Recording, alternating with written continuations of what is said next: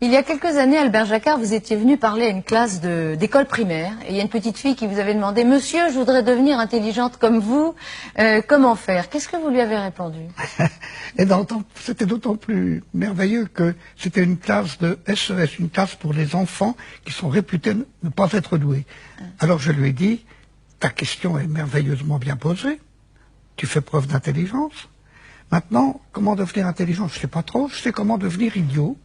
Pour devenir idiot, tu vas qu'à acheter une bonne provision de bonbons et t'installer devant la télé. C'est pas ici que je devrais dire ça. Mais en fait, au fond, pour devenir idiot, il suffit d'être passif. Pour peu à peu fabriquer son intelligence, il suffit, c'est toujours vrai, de faire fonctionner son cerveau. Il faut bien voir que ce cerveau est un outil extraordinaire. Les nombres sont tellement grands qu'on n'arrive pas à les imaginer, mais dans le cerveau d'un bébé qui naît, il y a de l'ordre de 100 milliards de petites cellules. On appelle ça des neurones.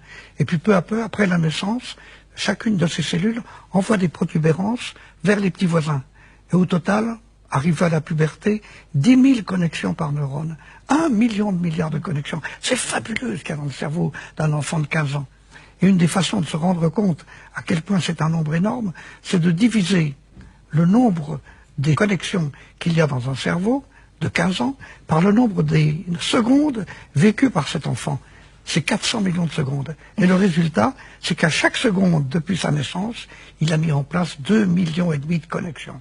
Eh bien, je vous assure que ça a quelque chose d'effarant de penser qu'un enfant qui m'écoute, à cause de la façon dont il m'écoute, à cause de ce que je dis, eh bien, il y a des connexions qui se mettent en place, qui ne se seraient pas mises en place de la même façon si je n'avais pas été là. Donc, je suis responsable de la construction de son outil intellectuel. Mais il y a quand même des enfants, des êtres humains surtout, qui sont plus intelligents que d'autres, non?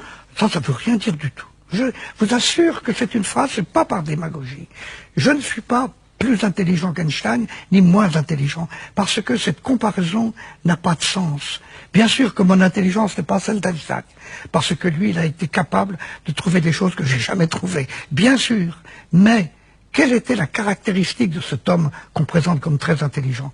C'était pas d'avoir une activité intellectuelle plus vive, mais c'était d'avoir une horreur du sentiment de ne pas comprendre.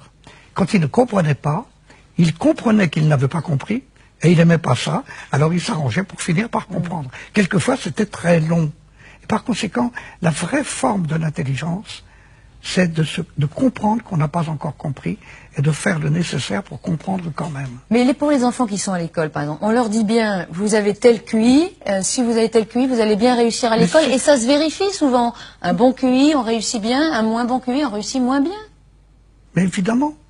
Si je dis à une fille qu'elle est laide, et je lui répète tous les jours qu'elle est laide, mais elle aura beau être jolie, elle finira par se croire laide. Et puis elle prendra une drôle d'allure, et puis elle fera des grimaces, et puis elle deviendra laide. Et par conséquent, ça fait partie des prévisions qui sont autoréalisatrices. Il est criminel de dire à un enfant, tu n'es pas doué, tu n'es pas capable d'avoir un QI de temps et de temps, et par conséquent, tu vas rater. Ça n'est pas vrai ce que vous disiez tout à l'heure. On ne le vérifie pas. Simplement, on le provoque.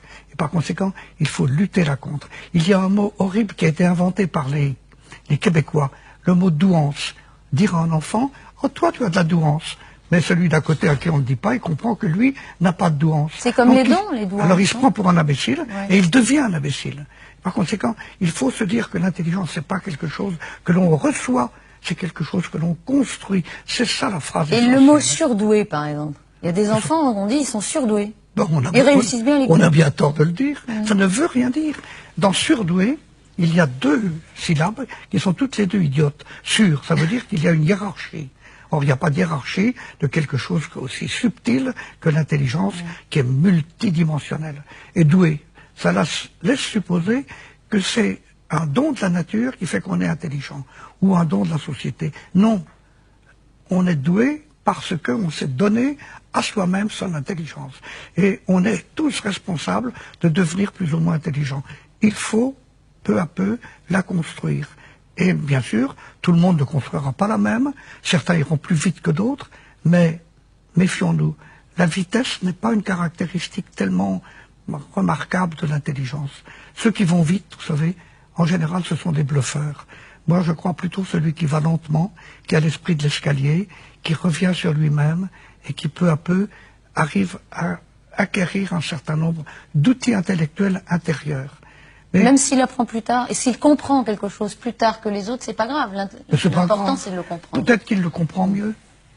Celui qui lève le doigt dans une classe en disant « Monsieur, j'ai pas compris », il prouve qu'il a compris qu'il n'avait pas compris. Et c'est ce qu'il y avait de plus difficile à comprendre. Il faut toujours répéter ça. Et celui qui lève le doigt, qui n'a pas compris, il rend service à tout le monde. Parce qu'il amène le prof à recommencer. Et je le sais en tant que prof, il faut toujours recommencer.